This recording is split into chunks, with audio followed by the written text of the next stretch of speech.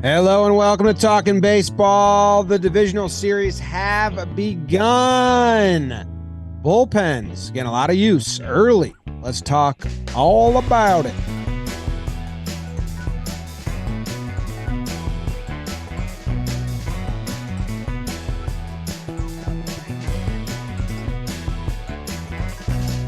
Hello and welcome to Talkin Baseball. Thank you very much for joining us today.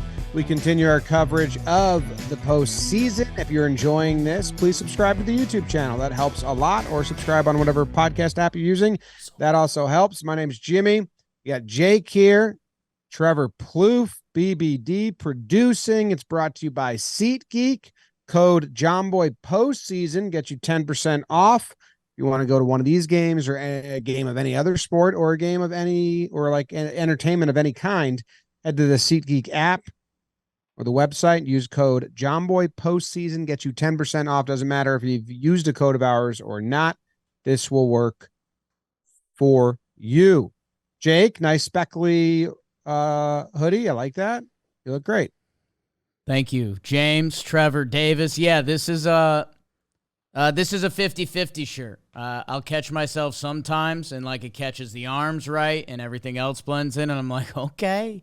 Like, well, Lil Poppy is in playoff mode. And then a couple wide shots on our live streams, which we're doing for all these playoff games.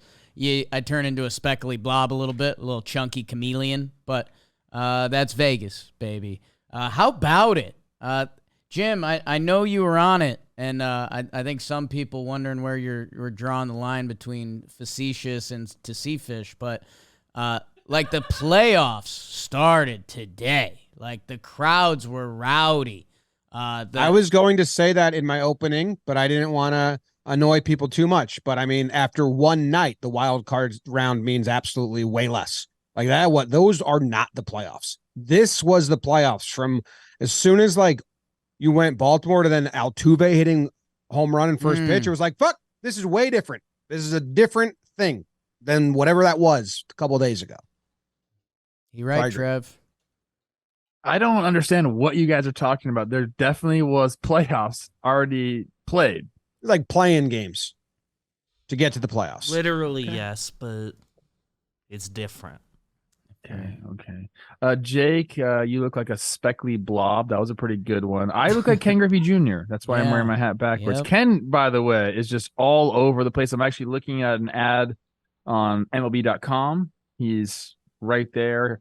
He's doing commercials, I believe, with Jim Joyce. With the umpire commercial. Is that Jim Joyce? The Dream Team. Griffey and Pretty Joyce. sure it was. He threw Ken Griffey's wife out. I like that. So that was fun. I don't agree with the playoffs started today, but I'm willing to hear you out a little more as the show goes on. Kind of crazy games today. We're recording this before the Dodgers Diamondbacks game is over. It's in the fifth inning right now. 9-zip. So we decided to go a little bit early, but definitely some things happened today that you're like, yep, that's about standard, like Jose Altuve homering on the first pitch in Houston. And I just knew that was going to happen. I don't know. I'm excited to talk ball. I watched it all day long, and this is the culmination of it. Yeah, I was bummed that I couldn't like hone in on each game solo because they were overlapping. The Dodgers game was the first one. I was like, all right, with 3 games. I wish I could have watched every pitch of all 3 and like really like tuned in, but I was bouncing back and forth. Dodgers game starts. Here we go. I'm going to watch this one. And I was like, okay, guys, you want to, let's record while it's happening. Is this the last day of the 4 games?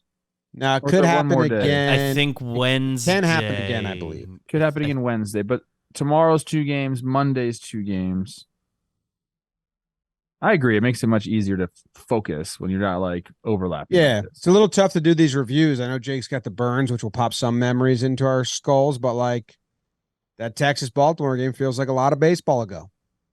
Was that even the playoffs? I mean, the playoffs started tonight. Dude, that was the playoffs. LA. Dude, that was the playoffs, and it was. Let's get into it. Jake, want to burn that one? Yes, sir. Oh, no. Woo, doggy. Stop the music, BBD. I don't have it up. I was not ready to burn. Oh, I'm sorry. Yeah, Especially with that game having the rain delay that made it bleed over even more. Hard with over. I'm just filling some air while Jake pulls up the burns. Drafts. Found it.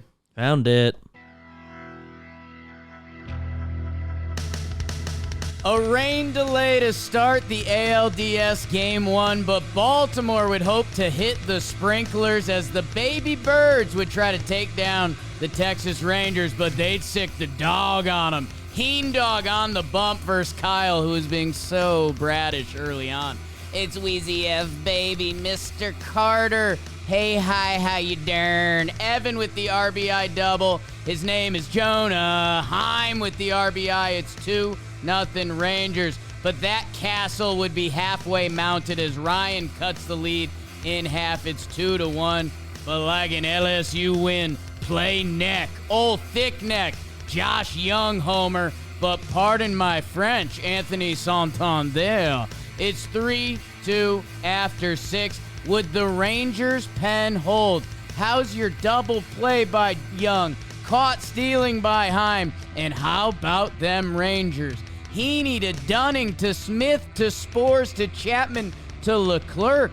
Texas takes Game 1, 3-2 final. This game felt like it was going to explode with runs at any time, and it just never did. And then it felt like Orioles comeback was coming.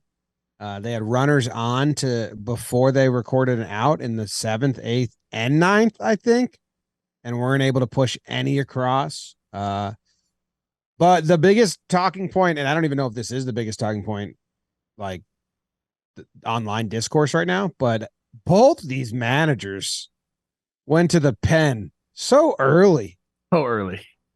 I think that was Texas's game plan was Heen dog for a few.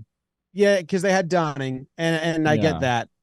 Oh, what were the Orioles doing? I know they love their bullpen, but it's a 5-game set, and you got 2 in a row. I felt like the Orioles just looked like a jittery, like from management to, Henderson getting thrown out at the end, just like, all right, scrape those playoff jitters out, come back tomorrow, and let's be a little more like fine-tuned or a little more like, good. Because I thought they just kind of were jittery. Okay. I mean, Bradish looked really really good out there. Really good. His stuff was really, really sharp. I mean, they bring in Colomb, and he gets the job done. 84 pitches by Bradish there. And he can go 100. Yeah, I agree with you, especially when we're getting into now 5-7 game series in the next round. Like, you got to be kind of careful with the bullpen.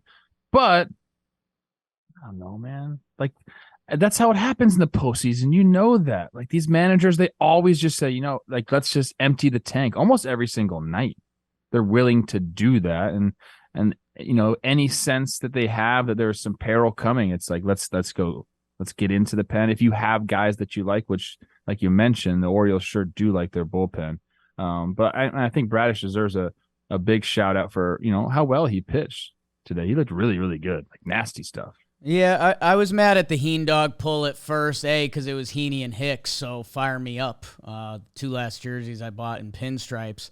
But Heaney isn't really stretched out. He's been a reliever. Yeah, his last 6 appearances, he's only gone over 55 pitches once. So Heaney got them to a place. And how about him starting Heaney? As we talk some managers, Boch goes with the Heen dog playing the lefty. Is that to mess with the Orioles lineup? That moves Mullins down. We love him. It's also playing to that big left field, right? You're going to play your righties. Well, we got a football field in left. So Bochy pressing some buttons there, and he goes to his pen, and it works out because, again, Heaney not fully stretched out. You got the Dunning tag team. Bradish, I mean, yeah, he gets through 82 pitches. He looked good, except kind of that one inning they got. And yeah, they were excited to go to Colomb, who has been awesome to them this year, and they get him for Carter, the lefty, who has become an absolute problem in this postseason, man. I mean, you don't know what to do with it, and it's one of those, why can't you guys predict baseball, or why for years can't you predict baseball? I think that 21-year-old who just got called up is probably going to be their 3-hole hitter tomorrow. And he's barely been around the team. So it just shows the chaos of the postseason. And yeah, Hyde looks like he went with the, let's get everyone's feet wet approach and let's not burn anyone out. So we have everyone tomorrow. We don't use our main dog in Yenny or Cano. But yeah, I don't know. I mean, this was, I think there was a little bit, and it's a topic of conversation that we've run in with the past 2 wild cards. Is there a rest-rust conversation that comes with these wild cards? Because outside of Santander, all the Orioles hitters were having kind of a tough time squaring it up. But it's always, how can you do that in a 1-game sample when the Birds are in this game? That ball gets by Josh Young. We might be talking about another Birds comeback victory. So I don't know. I thought this was kind of good playoff baseball. I thought the crowd in Baltimore was awesome. And the Rangers pen, it does their job. I thought it was a great game. And I think the Orioles are way in it. I like them. I still like this game to go 5. I don't know. I think either team can win it. But I think there's just with runners on, they were swinging big, 2-0 counts, 2-1 counts. They kind of expanded a couple times. Gunnar, Henderson getting thrown out, I thought was crazy to me. And you could see Hyde's reaction in the dugout just going, what the fuck? That was unnecessary. So, Orioles were in it, and this is a good game. I think the Orioles are a better team than the Rangers if they can, play not scared, but also they can't use their bullpen every single night. Where the Rangers, you need long outings, man. That bullpen is not going to bend and not break so many times. Chapman was lucky as shit. I know Chapman can pull it together, but that double play, and then that was Orioles should have scored there. I mean, they've gotten the job done so far. Yeah, the bend don't break mentality for the Rangers pen, but that happens. We talked about it before the playoffs even started. Sometimes guys will just get hot at the right time. Leclerc looks good back there, so you kind of have one guy that you can definitely count on. Chapman's, gosh, man, I just don't get it sometimes when I watch him pitch. It's what's happening? But you're right, he gets the double play. That's great. A couple things I wanted to talk about before, then we should get to the Gunnar Henderson things. I think that's somewhat of a conversation. Number 1, Evan Carter for the Rangers, obviously a stud. Just looked up. He's from Elizabethton, Tennessee. That is where the Twins have their rookie team. It's the first pro team I played on was in Elizabethton. So I'm like, hey, this guy might have been a fan of mine, Wow. He was 2 years old when I played there. Yeah, but his parents brought him to a rookie league game. Yeah, for sure. The first ball he watched. Holy gosh. Where were the Twins at in this draft, by the way? You let this dude go to the second round to the Rangers. He grew up where you got a ball team. That guy's a stud. The Henderson play. Miscommunication is what they're calling it after the game. And we talked about before the show. I don't really know what that means. You just went when you weren't supposed to go. That's the miscommunication. And you got to give big time props to Jonah Heim, because I know he didn't get a great jump, but Jonah Heim's not expecting anyone to steal on a 3-1 count right there. It's either congrats to him, or he was so happy when he saw Gunnar take off. I think that might have also been it. Oh, bad jump, I'm gonna freaking hose you. Thank you for the free out type thing. But that can't happen. Yeah, it can't. Yeah, Gunnar doesn't. I talked about this in the preview. The Orioles are really good at base running on batted balls. They're not the best stolen base percentage team. Gunnar Henderson has 10 bags on the season, 3 caught stealing, 77%. Not that high amongst base stealers, but he's 4th in going 1st to 3rd on a batted ball. So I don't know. It just seemed like that wasn't. I mean, I was kind of shocked to give them an out when they're walking you is wild when you're young and fast, and you can see Hyde's reaction. So miscommunication between Gunnar and the third base coach, or miscommunication in the way that we didn't want him to go and he went. I don't really know. Yeah. I don't know if he got a sign. Like when you're on first base, most of the time you're not getting the steal sign from the third base coach. Like it'll either come from the first base coach who comes up to you and says, "Hey, this guy's a 1-5 to the plate. Like, let's go." Or, he'll whisper some sort of action word to you. And like you guys are mentioning with Aaron Boone, they give the Yankees 3 or 4 pitches to go. Like, you have the green light for this amount of pitches. Like, it's something like that. So like the signs don't really happen too often anymore in baseball. But man, that was tough. Because I agree with you. The Orioles were in this game, and I think this is going to be a great series. It really seems like that. Kind of like knock on wood. But that was tough. I'm always open to something I'm missing, but I don't know, man. Trev, you just mentioned this dude was 2 years old watching you play ball in Friendsville, Tennessee or whatever. He's 22. He's going to win Rookie of the Year. He got 10 swipes this year. I think he was looking at that stadium saying, I'm going to get me that bag. Because I probably have a third of the confidence of Gunnar Henderson, which is way too high for me. And I was thinking that same thing, man. So I don't know. With that, there obviously comes the risk of getting that egg on your face, and it's going to be interesting to see how him and all the boys from Baltimore respond tomorrow. Like, all right, you got your at-bats tomorrow. You know, there's no rest versus rust type thing. But, like, let's find out. And again, we obviously overanalyze these games because it's what we got, and it's playoff baseball. And when we shit on analytics teams throughout the year because they say the playoffs is a crapshoot. Well, it's guys making plays in those games that matter. And Texas made more plays today, man. I mean, Josh Young, that double play, that doesn't happen. Like, we're going to talk about a double play later with our guy Trey Turner that, those in a 5-game set especially, which why are these 5 games? Make them 7. You're out of your mind, baseball. Yeah. This is the solution. Take away a few Monday games during the regular season, Monday, Tuesday games, and just add those games to the postseason. Seems like it makes a lot of sense. Evan Carter played in 23 regular season games, and here he is, like, star of the Texas postseason so far. I don't get it why all these young guys are just so comfortable and so good nowadays, man. They got a different mentality when they come up, and I think it's cool. I like it. It's like they're there, they're ready, prepared, and I don't know what has changed in the game. It just didn't really used to be like that. I mean, wasn't Freeze a rookie? I feel like the playoffs always has guys that come up and take over. Don't you feel like guys that come up now, more often than not, just kind of insert themselves into the big leagues a little bit more easily? And I think that has a lot to do with like the changing of the guard in the clubhouses, where it's like, you want these guys. That's what everyone talks about, especially guys like in my position where it's like you were in the old school mentality baseball, a little bit of the new school. It's like you have to make that switch as a leader in the clubhouse, saying like, all right, we're going to make sure these guys are comfortable, because why would we want them uncomfortable playing Major League Baseball? Yeah. Yeah, I mean, little wrong crowd because the Yankees rookies stink.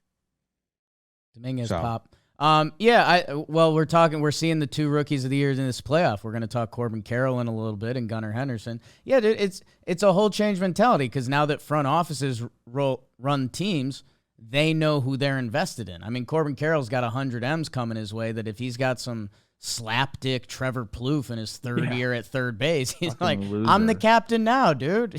Like, you're out. So yeah, these guys are A, incredibly talented, and B, they're more empowered to go get it. So, and Jim, what Jim said is true too. I think you see it in college sports when you see a sophomore at the end of the year. Like, you're not closer to a freshman than you're closer to like a junior now. Corbin Carroll, that guy ain't a rookie anymore.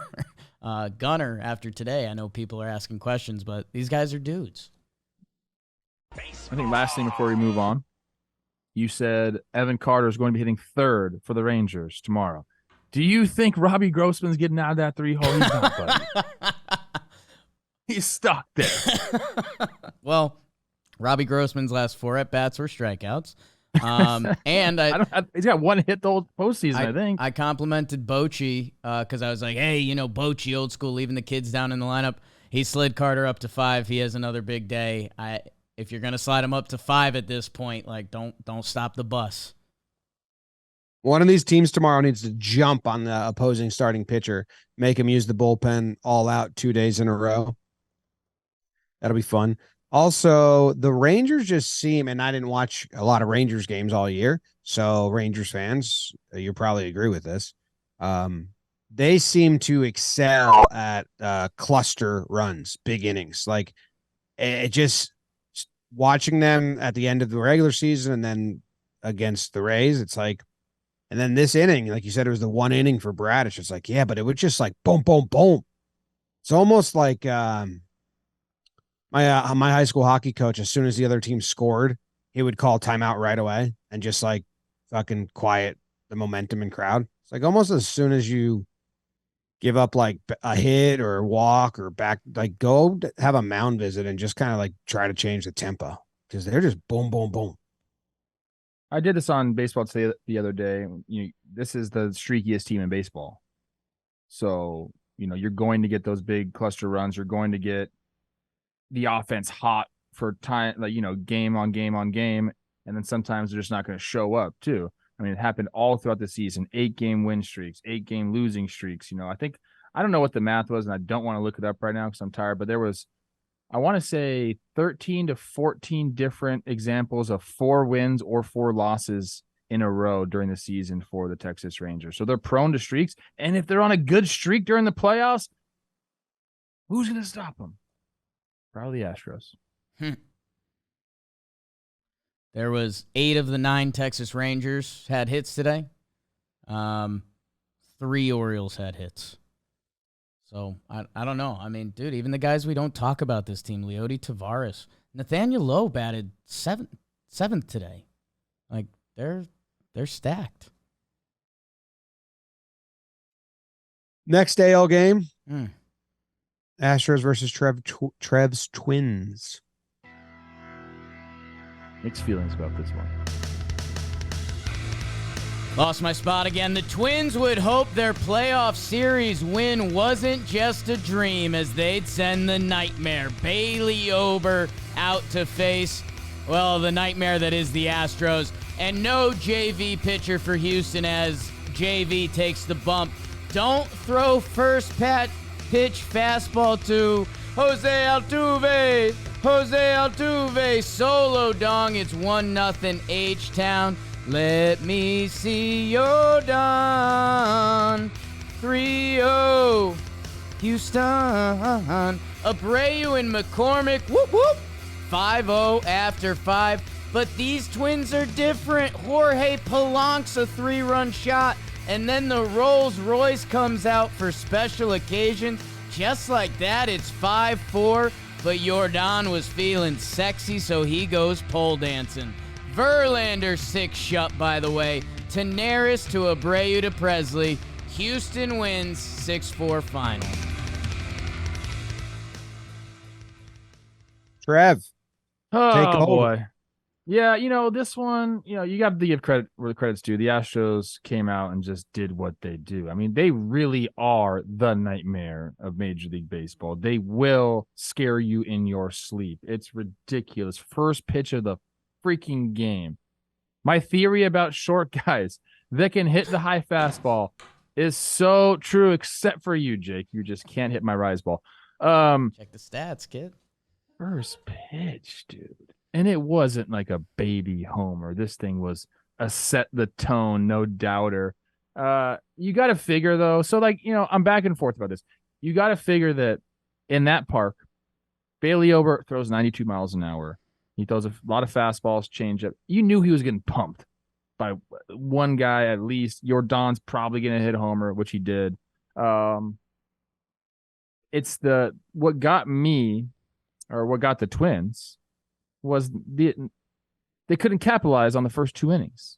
Having Verlander on the ropes, getting base runners on, 2 double plays, and in crucial times. And right now we got a couple guys that are banged up. Royce isn't really running that well, so he gets into a double play that maybe would have beaten now, but probably not, actually. That was it. Once you let Justin Verlander, Hall of Famer, like legend walking Justin Verlander, settle in, he's going to do what he did, man. 6 shutty, walked a few people early on, gave some hits up early on, but then just caught fire, man. You can't do that. You had to put up a few. Like, you had to come out and get on top right away. Were you going to hold the lead the entire game? Probably not against the Astros, but you need to go set the tone. And look, yeah, if you would have gotten pushed one run across there in the first 2 innings, it's, 5-6 is way different than 4-6 at the end of the game. You're looking for one swing in the bat there instead of having to put somebody on as well. A lot of things could have went differently, but in the end, it was the Astros just getting the job done, man. Like Yordan, Caleb Theobar comes in, lefty. Yordan can hit anybody, doesn't matter. Like lefty, what does that mean to him?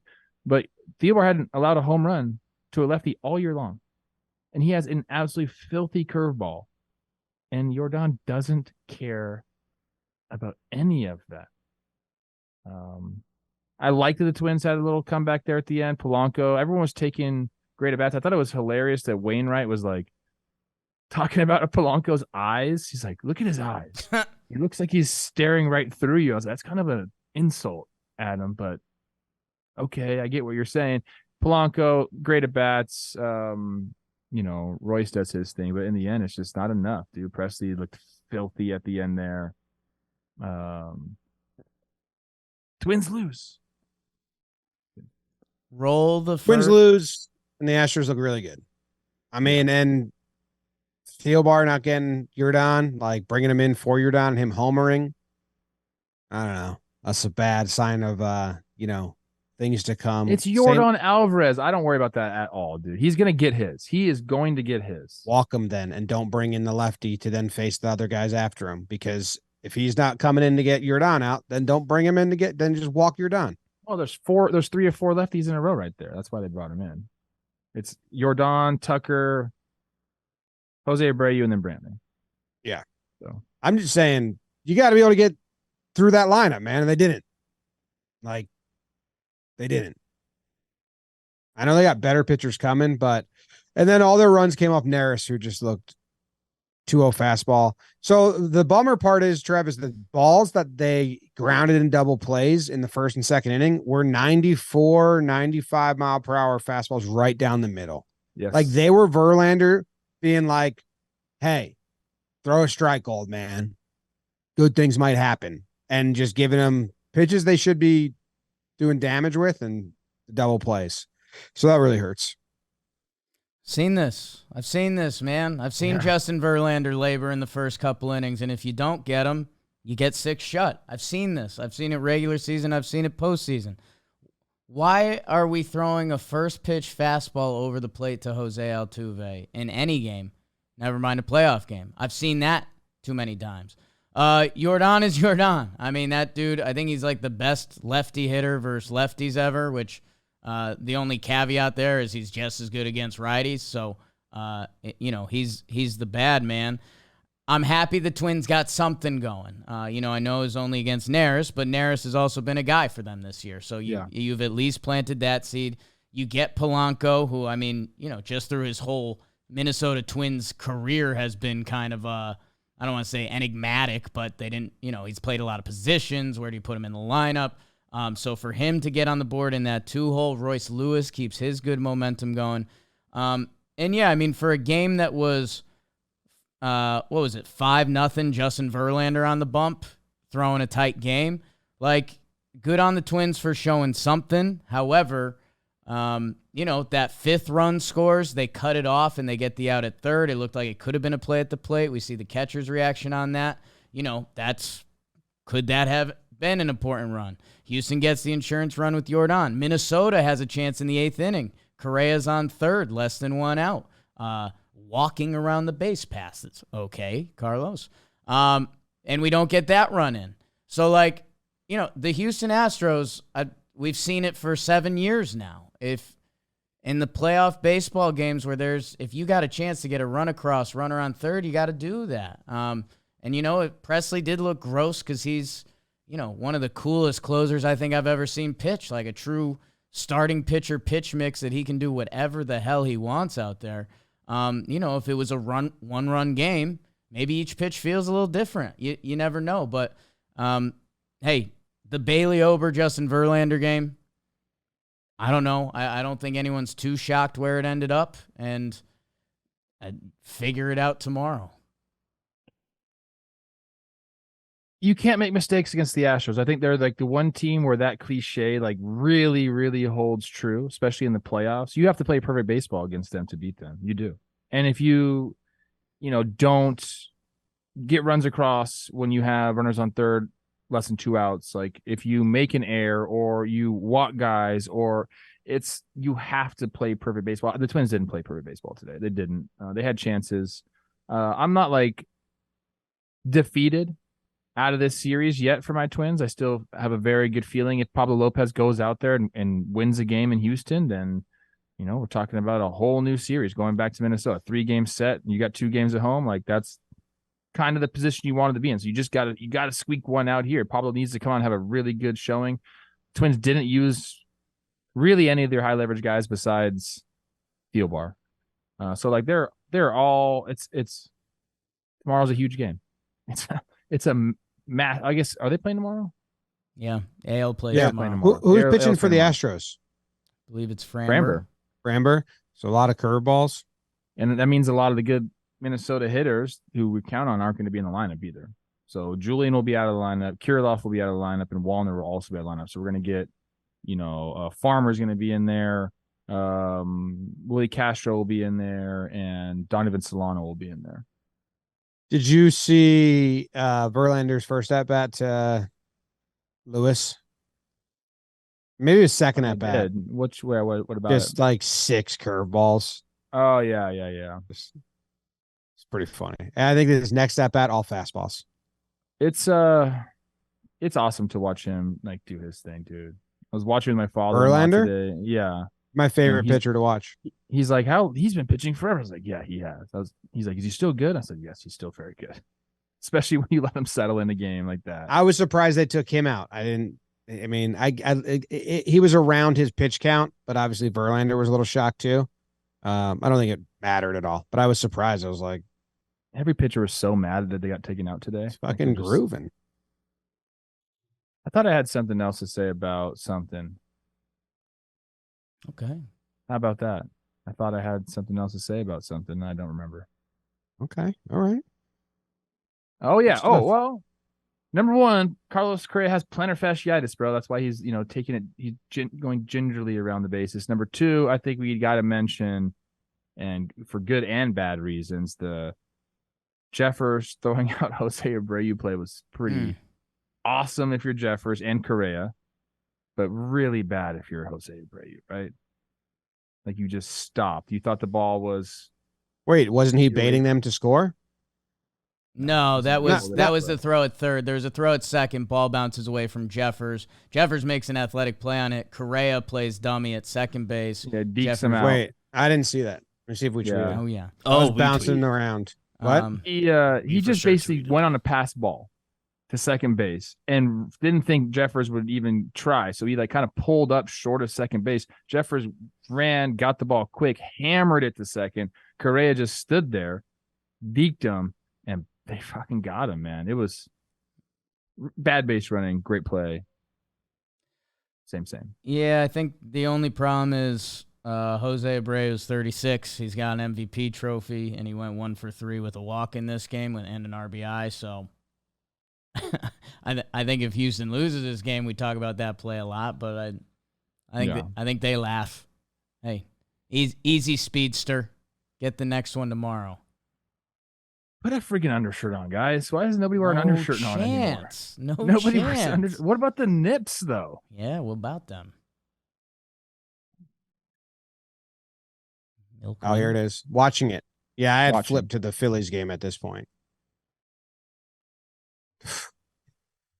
Correa is awesome. You like that? Yeah. Correa really is good, man, and he played a good game today. He got the lucky base hit off the bag.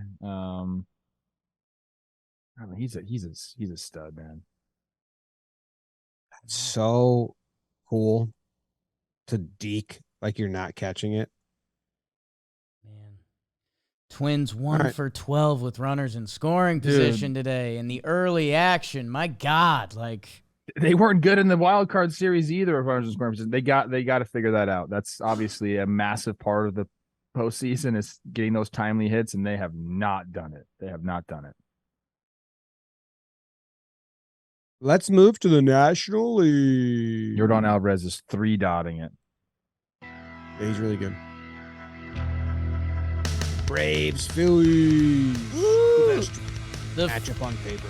The Phillies would stride in to face Spencer and the division-winning Braves, but it would be Ranger danger for them as Suarez got the pill for Philly. Like college, I'm scoreless through the first 4, but when the pitch in the zone, Bryson pops it like he's stop. RBI single, it's 1-0. Make it 2 as Bryce harps on one to right. Controversy in the 8th with some catcher-on-catcher crime. Real Muto catches Murphy with his swing. Catcher's interference. 3-0. Hey, man, talk about the Braves. All right, you want to hear about the Braves? Suarez to Hoffman to Sir Anthony to Alvarado to Orion Kerkering to Strom to Kimbrel. And do not forget Trey Turner's double play. Atlanta gets shutout at home for the first time this season. And Philly snakes game 1, 3-0 final.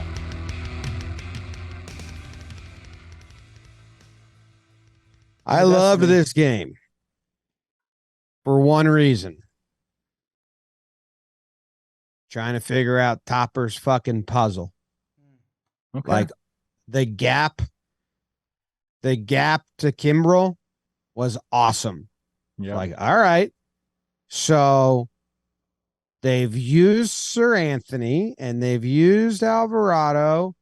They got 2 innings and then Kimbrel. Who's it going to be? And then, like, it was for a while. That was all I was thinking about. Like, when Sir Anthony came out after Hoffman, I was like, whoa. Who else? I don't know if Phillies fans knew that Orion Kerkering was having this much faith put in him. But He's like their new high leverage guy. I tried to tell you, and you guys like, laughed at me. New is like new. Dude, he pitched 3 games in the regular season. What do you mean? Like, you tried to tell us, dude. I said that Phillies fans said they were hiding this guy, and you guys scoffed at it, and here he is. Jolly Olive You said Jolly told you that, Jolly and I still said scoff that. at that. From Yeah, Phillies they weren't fans, hiding this man. guy. He pitched. Weren't Okay, hiding then why him. was he in the situation? I'll let you guys thump around. Why is he out there? Because he's getting people out, Pop. Nobody's asking why he's No out one's there. saying the opposite of that. And you don't Exactly know what you anything said. that we don't know. Exactly I'll say that what right you said. now. You stole Jolly Olive's bit, bro. It wasn't a Yeah, you bit. It can't was a claim- conversation on the stream, which we're doing every night. We'll see you guys at 8 p.m. tomorrow night for Rangers Orioles. Kerkering. Kerkering. He's good. Crazy that they pulled Suarez there. Like, I don't know if that was necessary, but they said at the top of the broadcast that Topper told the crew, well, we have the day off tomorrow. And it was almost like, because they had rest, he was like, so we're emptying it 100%. Ranger Suarez might gut punch Topper in the clubhouse, might walk past him and just like sneeze a fist into his belly. He was pissed. I don't blame him, because if Trey Turner just grabs that ball and goes to first with it, Yeah. I don't know who was running, but like, I think he's out of the inning. And then this Topper even, like, does he still say, okay, you got us through 4, we're done? Or does Ranger start the 5th? I don't know. He was mad. It was funny. Topper believes in it, believes in those guys that he's got. And, if he thinks the matchup's going to benefit him, I don't think he does that with, Wheeler probably, or even Nola, but in his mind, I think he had it all along. So yeah, maybe he said Rangers 4 and that's it. Like we got enough guys, enough bullets back there to get the job done. I mean, these guys plan for so many different scenarios, even before the game starts. I think Topper really liked this, man. Philly just has that feeling, dude. They do. Right now. I mean, you got Bryce doing it. You got Trey Turner, who my good friend Mark Simon put a tweet out saying was, one of the, according to the defensive metrics, one of the worst defensive shortstops going this year. And the Phillies were not good at turning double plays during the year. He turns one of the most beautiful double plays you're going to see. just and Stott with a absolute great turn as well, because you got Albies running down the line. Phenomenal, dude. That made me get off my seat and cheered a little bit for them right there. That was pretty cool.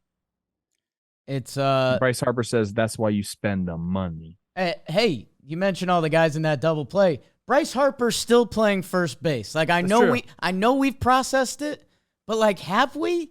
Because think about how many teams have tried to make Kyle Schwarber play first base, his teammate, and it ain't exactly clicked. And Harper is making plays over there.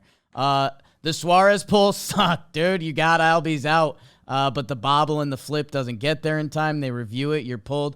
Ozuna does have decent splits that he is better against lefties. And I didn't like it at first because, Jim, I'm with you. Let's get the starting pitching brigade going back into baseball. Until I saw Jeff Hoffman. I knew he had broken out for the Phillies, but his pitches were disgusting.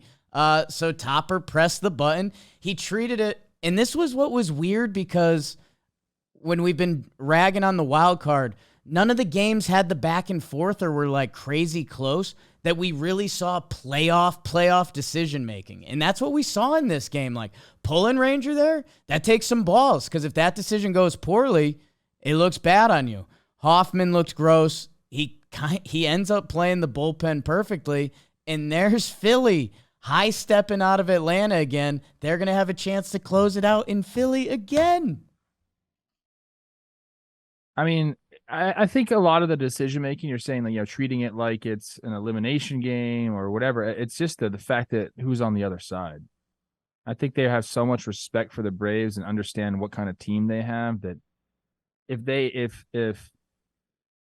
have a chance, to step on your throat, is that saying clavicle, whatever, you know what I'm talking about. If they have a chance to put you down, they're going to try to put you down because they understand just how easy it is for the Braves to get back into games.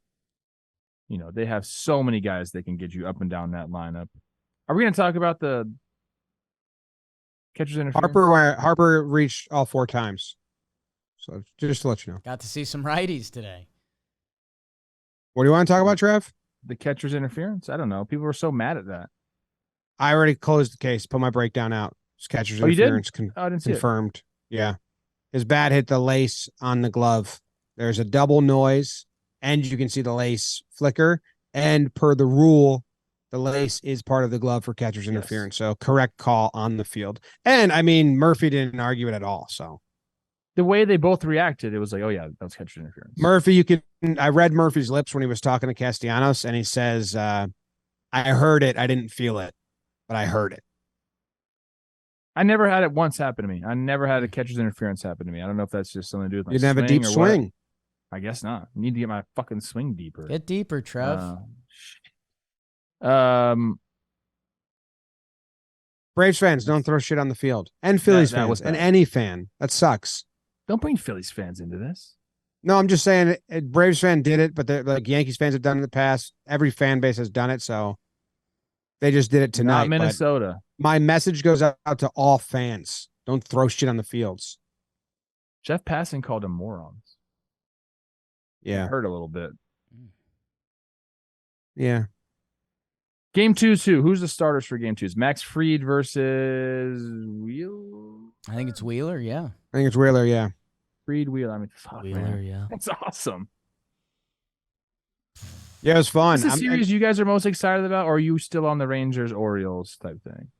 No, this one has the most like national juice. I was, talking to people that are like not in the baseball weeds like we are, and I always love finding more casual fans, and they're like, yeah, Phillies Braves is the only like good series, and I was like, wait, I was like Texas, and they're just like, and I'm like, I guess you're right. If you didn't follow them in the regular season, that does nothing for you. And then Astros Twins. I don't know. Like the people got Astros fatigue and Twins aren't like getting people's heartthrobs yet. So I was like, oh yeah, shit. I thought all 4 of these were awesome, but I guess for the casual, this is the one. Phillies Braves. I mean, some of the people may be in this. If you're a casual, obviously, there's stars here, and that's what people like. It's legit stars. It's the most high-end talent, and Baltimore and Texas, I think, has the most opportunity for like crazy playoff baseball. Like I think each of those teams can bang a 5 spot in any inning, and I think we're gonna see that going forward. But this is, I mean, the last 2 NL teams to represent in the World Series, right? Do I have my years right? 22, right. 21, and like high-end star talent, yeah. Should be 7. That's blowing my mind recently. Like this has got to be I love the games. 5-game sets, yeah. Got to be 7. It's tough. They're tough. Chaos. A 5-game set is tough when you're coming off teams playing a wild card and like now like the pitching is all messed up. I hate the wild card with like my whole heart. 1 game playing. If Gunnar Henderson doesn't deserve to be watched a bunch. If Gunnar Henderson doesn't take off first pitch when he's on base for the first time tomorrow, I'm going to be pissed at him. You got to just set the tone. Let's go. Make it right. Do it. No Brandon Hyde just combusts in the dugout. You can also make it right at the DraftKings Sportsbook. We've been placing a little cheddar during our live streams, and the DraftKings Sportsbook. You can bet $5 on baseball, and you will get $200 instantly in bonus bets. Your boy might have put $10 with a kicker, a DraftKings bonus on the Phillies first baseman today, and he hit a homer. So that was 10 for 70. So what are you waiting for? Download the DraftKings Sportsbook app now and use code TALKIN. New customers can score $200 instantly in bonus bets for betting just $5 on baseball only on DraftKings Sportsbook with code TALKIN. The crown is yours. Gambling problem? Call 1-800-GAMBLER. Visit www.1800gambler.net. In New York, call 877-8-HOPE-NY or text HOPE-NY. In Connecticut, help is available for problem gambling. Call 888-789-7777 or visit ccpg.org. Please play responsibly. On behalf of Boot Hill Casino and Resort, Kansas, licensee partner Golden Nugget Lake Charles. 21 plus, ages vary by jurisdiction, void in Ontario. See dkng.co/baseball for eligibility terms and responsible gaming resources. Bonus bets expire 7 days after issuance. Eligibility and deposit restrictions apply.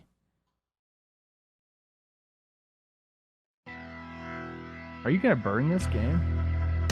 One more note on Strider, since we didn't even mention his name. The lefties got him, and he didn't throw his changeup that much. You know, he's a 2-pitch pitcher to righties, 3 brings the lefties, the changeup in for lefties. I believe Harper got first pitch slider. I forget what Stott got, but you know, looked really good. Like every time Harper got on base, or got a hit, he just took all his frustrations out on Bohm next, and I felt so bad for him. It was almost like, shit, Harper got on. Now I'm going to throw the nastiest sliders I have to the right, big, tall righty. But he was putting up a fight in the dugout, too, about getting taken out, which was funny.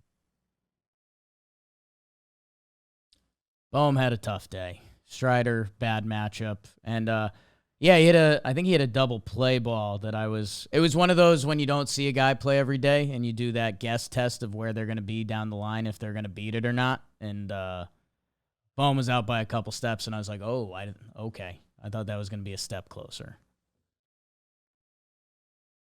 Yeah. Big. Game 4, a little behind the scenes. It's not over, so. It's just getting started. 10-0 right now. 10-0 top 8. Merrill versus Clayton sounds like 2 old guys who have been beefing in a podunk town for 33 years over nothing, but it's Kelly and Kershaw who'd face off in the Snakes-Dodgers DS, and never mind the DS for LA fans, this game SD. The head of the Snake, Corbin Carroll, RBI. A man of faith, Christian Walker, RBI double. Gabby Douglas Moreno flips one out of the park. And Clayton wasn't long ago for this game as Evan gets his RBI double. 0.1 innings, 6 earned runs for Hall of Famer Clayton Kershaw. My goodness. 3 more in the second, and it's time to stop the fight. 10-0 in the 8th as we land right now. Kelly to Mantiply. Snakes, babe. The DS is essing some D. Tough. Can I read? Kershaw, tough start. Tough start for Kershaw. Okay, if we're gonna talk about like A-Rod thinks everyone's tipping pitches, let's just read exit velocities of the first several batters. 115.7, 109.6, 99.4, 105.7, 110.8, 96.7. That's the first 6 batters of the game, dude. Oh, then a walk. And then Longo hits one 98.8, and then his day is done. 11-0. I'm sorry, Kershaw. I get that some of the pitches were in the middle, and he's got a bad track record in the playoffs. But this screams to me like they had something. I mean, so they didn't eliminate any pitch. Does that change it for you? I'm just saying, when do you see that? Either it was the worst outing, maybe in. God, I hate saying this because I don't want to jump on like the Kershaw postseason bandwagon. I'm not one of those people, but might have been the worst postseason outing of all time. So it's either that or like maybe they had something, bro. Ask Longo. They might have to face him again, so I probably won't. He won't tell me. Yeah, I don't know. All the usual tells, which you've taught me, aren't there besides the exit velo. Like Kershaw got swings and misses on every pitch, and he got swings on every pitch. Right. So unless they just like bad outing, I don't know. I'm just saying he threw 14 sliders. He got swings on 10 of them, 3 whiffs. He threw 17 fastballs. He got 12 swings. They were just fucking swinging. So unless they're like crazy, I know what he threw 2 curveballs. He threw 4 curveballs. He got 2 swings. So yeah, unless like usually when a guy's tipping, you eliminate a pitch, right? But that wasn't the case here. So I don't know. I'm not saying I haven't looked. I mean, I was watching the game, but I haven't like gone over the video and tried to pick something up myself. But dude, I mean, I've never seen a game like this, like ever. I know there's examples, people in the comments, but dude, like it was nuts watching that game. It was shocking watching that game. Like Christian Walker was up there and he's got great numbers against Kershaw. He looked like he knew he was about to hit one off the wall, and he did. The foul balls were loud, man, like straight back or deep into the seats. It was, I don't know, man. It felt like a bizarro world, and you saw Kershaw, because any thought we're having, his brain's having him at 1,000,000 miles per hour. Him sitting on the bench with his like lion's mane look, it's tough, man. Yeah, whether you're the biggest Dodger hater in the world, or even if you're a Kershaw playoff stan guy, which, okay, that's good life to lead. Although his numbers are tougher in the playoffs. Like you got to feel for that dude in that moment. Like what? Like this is, supposed to be one of the last Kershaw Dodger playoff marches. And here he is in game 1 again. And he's just getting lit up, and he's got to be going through it. Was I tipping? Do they have something on me? Or am I just getting hit? Like, that's even worse. So, I don't know, man. The snakes are out and scary, and Bobby Miller tomorrow, like he might start his next step to becoming a household name, or this Dodgers team that had a lot of questions about their rotation during the year is going to be pointing at that, saying like, what happened? I got 20 balls hit over 94 miles an hour by the Diamondbacks tonight. So maybe they're just on it, and we need to give credit to them, because I know that's what Diamondbacks fans are thinking right now. Like, hey, maybe we just crushed the ball today. Can you guys give us a little bit, of respect? And they looked good and comfortable. And the one quote that got me during the game, and this is kind of all over Twitter as well, Tommy Pham had 3 hits before Miguel Rojas took a plate appearance, I believe. Yep. Let that marinate a little bit. Tommy Pham had 3 hits before Miguel Rojas even came to the plate. That's what kind of game it was for the Dodgers. Yeah, well, what did Miggy do in his plate appearance? Oh, I'm going to look right now. I don't know. He got a hit. I don't know if it was He got a first or hit. second. 2.5 a single. Yeah. Hell yeah. Yeah. I mean, Marte, 3 hard hit balls. Pham, 4 hard hit balls. Longo, 4 hard hit balls. Carroll, Mongolia. 2. Pretty crazy. Hey, question for you two. Yeah. If James Outman catches that first ball, they could tell Marte hits. Now it was 150 miles an hour off the bat, whatever it was. And maybe they did have his pitches. So maybe it wouldn't have mattered. Let's just say they didn't have his pitches. James Outman catches that ball. It's 1 out, nobody on. Is it different? Well, maybe it's less runs and Kershaw gets the ability to settle down. I believe he faced the Yankees and they tagged him like this in the first inning, which makes me kind of want to go look at his splits by inning. And then he like settled down and was fine, but they hit 2 homers in the first 4 batters or something when they were there against Kershaw, but then he was fine. So I don't know. His splits do not share that story. Gabriel Moreno. You just give a little fucking praise to him. I am not concussed. Here's a homer. It's pretty. 7 homers during the regular season. He's got 2 in the playoffs now. Yeah, 2, yeah. And by the way, he's enjoying those homers too because they're not. He doesn't have to run out of the box. He's hitting absolute nukes. It's the Snakes. The Snakes came out with some venom. Shoots himself for that pun. And Trev, I'll tell you what. Like as a sports guy, I believe in the story of every game and stuff. Like.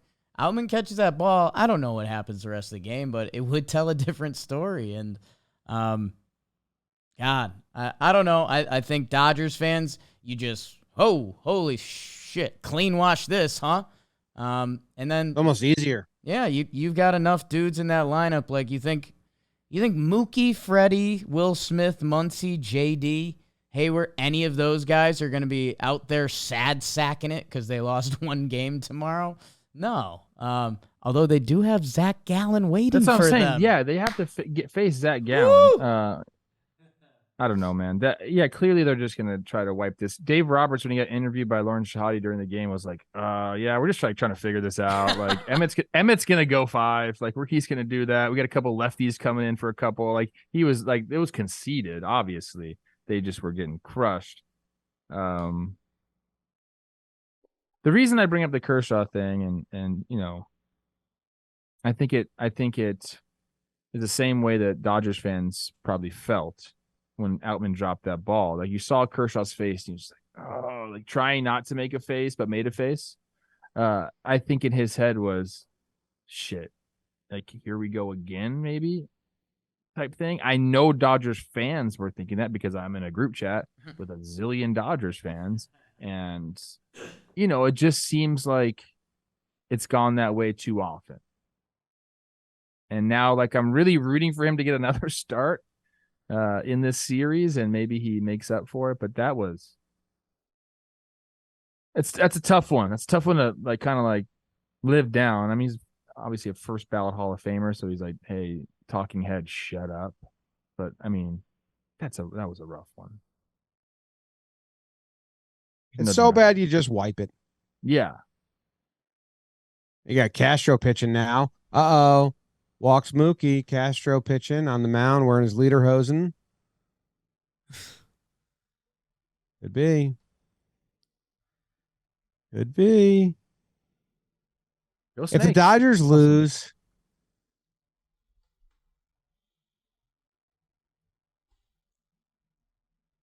what does that mean? They need another ring. They want to brag about the one they got. Oh, you're calling it a fake ring? Yeah. Oh my god. Farther we get away from that. Why? Wait, you can't say that, dude. That was the hardest, most playoff games you ever had to win ever were during the 2020 season. So if anything, it was the hardest ring to win. What is 60-game regular season have to do with anything? Well, I will die on this hill. We can't start now. Just like they should win like Talk one a little bit, fellas. Chop it up. What does that even mean? 60 games. If we don't care about the regular season, whatever. The Giants win 107 games. Dodgers beat them in the playoffs. Braves win 101 last year. Phillies beat in the playoffs. It's about what happens in the playoffs, and they won more postseason games that year than in history. They won the World Series that year. And why? Explain to me, give me one reason why that's not a legitimate postseason. Oh, there's like no traveling and no fans, and there was fans. The format was different. There was fans. You guys were there, weren't you? We were there. Yeah, we saw the crazy play. I don't know. The farther we get away from that season, the more like every time we're in the middle of the season, they're like, hey, this is when the playoffs started. I'm like, wow, that's silly. And the Dodgers are really good. So besides that, like early exits, it's like this would be their third or their second early exit divisional series. I mean, you can basically say that about any of these teams that are going right now. I mean, the Braves have one World Series. Talk crap about them too. The good one. You're not going to win this one because it's just a ridiculous statement. I don't know if it's a matter of winning because that's just my opinion. I think Dodgers fans and their team would love a World Series in a 162 game season. They'd love one more so Jimmy can't World say Series. It has nothing to do with how many games in the regular season. It has nothing to do with that. Nothing. Neutral site. They won that year for sure. What home field advantage did what for them tonight? They got raced in the first inning. I know. They should request a neutral site. Maybe Kershaw's not. Lost me. He lost bad me. Then. No, I'm calling it. Oh, shut out, gone. Yeah, they checked that 11-1. 11-2. Sorry, 11-2. Play the games in Pasadena or something? Is that between LA and the Snakes? I'm not good with Cali geography. Pasadena is very close to where the Dodgers go to San Diego. Right now. Okay. Bakersfield. Rose Bowl's in Pasadena. Not a lot of people are going there, to travel right? if it's in Bakersfield. It's old money in Pasadena. Oh. Yeah, you'd fit in great there. You and Posh Spice. Anyone need their cans recycled? Now you guys made me mad at the end of the episode. Hey, whoa! Just saying. I was just I'm not even a Dodger fan. I moderated. What's that? I'm not even a Dodger fan. You got me upset. All the Dodgers fans I know say what I said to me. They want another World Series. Every fan says that. They want a real one where they Wouldn't you want one too? Shit. I want one terribly. Yankees stink. All right. Well, one more and we don't even have to play the game. So I guess my main point, Trev, and this has been my point against the Dodgers and the Astros for people that haven't listened to all this. The Astros are built for the postseason. The Dodgers are built for the regular season. And if they lose in the divisional series here, like I feel like it's push come to shove a little bit. Explain that to me. You can't just say that. Give me a reason why the Dodgers are built for the regular season, but not the postseason. I think I like the way the Astros are built on contact hitters mainly, not on base percentage hitters, but like they put the ball in play hitters is the main thing the Astros like. I think the Dodgers like on base percentage more and slug. And I think that the Astros always putting the ball in play. And then they do have sluggers, but even their sluggers are like, that's what their Astros war is. It also feels like that Dodgers subscribe to the same shit that the Astros and the Yankees subscribe to, which is some philosophy somewhere that leads to just a fuck ton of injuries to your pitching staff. And you're always going into the postseason a little shorthanded. Those three teams all suck each other off whenever they talk about analytics, and they all do that. Dodgers are above league average or like better than most teams in strikeouts. They struck out the like eighth least of any team, and they had a higher slugging percentage than the Astros did this year. So, well, I know they like slugging percentage, but the strikeout thing, this is a new Dodgers lineup, so I'm not that familiar. But in general, I think they've always been like their rotation is always great. And then come postseason, it's like, wait, who's their third? You're just blaming Kershaw, basically. I don't know. Maybe then don't have Kershaw be your one. I love Kershaw though. Olivia asked me that today. She goes, "Why don't they just not pitch him?" I said, "Well, it's kind of more complicated than that. You can't just like not pitch this Hall of Fame." Go tell him, Liv. Yeah. I did not know this, and I don't know if you. No one. I just think that the Phillies and Astros are 100 this year. What's that? Yeah, JD went off. Like sneaky 30-100 season. Yeah. Whatever. I would mention the Dodgers platoony type stuff for part of their lineups where the Astros roll the same guys out there. But if you have awesome guys, I mean, you just roll out the same guys. So that's the Rays too. Philosophical. Their front offices the are mirrored. Dodgers had Yordan Alvarez. Oh. That'd be crazy. Just a thought, anyway. All right. You know, I like getting fired up late at night about stuff like this. Stuff that I really don't care about, but if the Phillies go on a deep run, I might start looking into what they're doing different than all of the Rays spin-off teams. All hot guys. Marbles. Trev, there was one big learning in the live stream tonight. Okay. All the fellas said that Alex Kirilloff hot. Yeah. Whoa. Yeah. Like a good-looking guy. I wouldn't throw hot on him. Okay. But like great guy. I mean, that I'm not trying to bring him down. Sure. You know, you put him next to JT Realmuto. I don't know about that. There's a lot of hot guys in this world. Yeah, although he does have a little Jack Flaherty in him. I've told him that before. He does have a little Jack Flaherty in him. He does. Eddie Julian's good-looking guy, bad haircut. Real bad haircut. It's a horrendous haircut, yeah. Not a great name, too. Like, I see him leading off, and I'm like, this isn't a flashy leadoff name. I feel like you like him as a hitter. Have you watched a lot of him? No. Pay attention to him next, like whenever they play tomorrow. Just try to like watch his at-bats. I think you'd really like him. I think he's a James O'Brien type guy. Okay. I'll do that. Go Twinkies. January 15th episode, Trevor Plouffe's all James O'Brien team.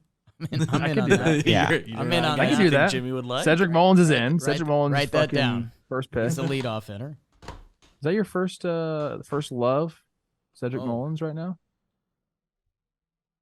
I like watching Cedric Mullins play a lot. I feel like he's like your favorite player right now. That's but I there's two different things. There's like watching him play or like his look. Because Corbin Carroll's putting that divide to the test in unimaginable ways. Pound for pound, I see Corbin Carroll Ron Darling said. Action. What's that? Ron Darling called him the pound for pound strongest person in the big leagues. Like, I don't know how you figure that one, but okay. You weigh everyone. I love reading Trevor Plouffe stuff. He's got a lot of good takes. That's good. That's a good point, James. That's shush. That's a new one for our statistics page. We can do everyone. We weigh them and then somehow divide it by their slugging percentage, and bam, pound for pound. Yeah, I mean, like how much does Corbin Carroll weigh? He's got a lot of good takes.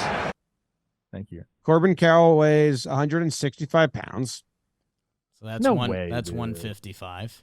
No, more. I stood next to this guy at the All-Star game. I stood next to him. You think he weighs at 155? All right, more. This guy's bigger than you think. He's 5'10", Jake. If he was 5'10", 155, he'd be a fucking twig. Have we ever talked about lying about heights on this show? Dude, I think he's taller than 5'10". I stood next to this dude, and I was like, oh, you're bigger than I thought. I didn't. Dude, 150 pounds would be very small. We're talking about the pound for pound champ, dude. Yeah. What's Mookie Betts? I'd probably give it to him right now. Mookie's in the game. Maybe a young Mookie.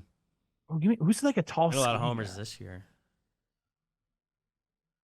Mookie Betts listed 5'9", 180. All hammer. Jose Altuve listed 5'6", 166.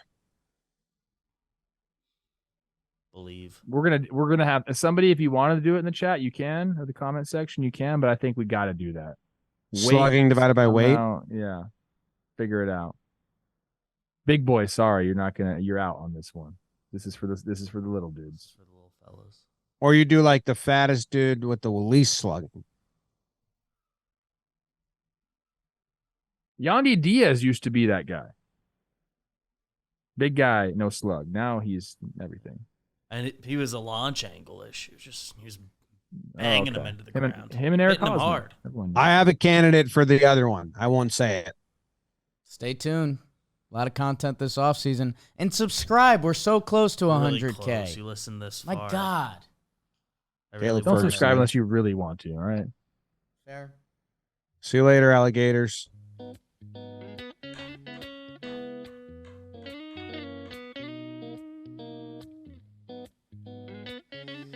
Alec Thomas. Chick sucks.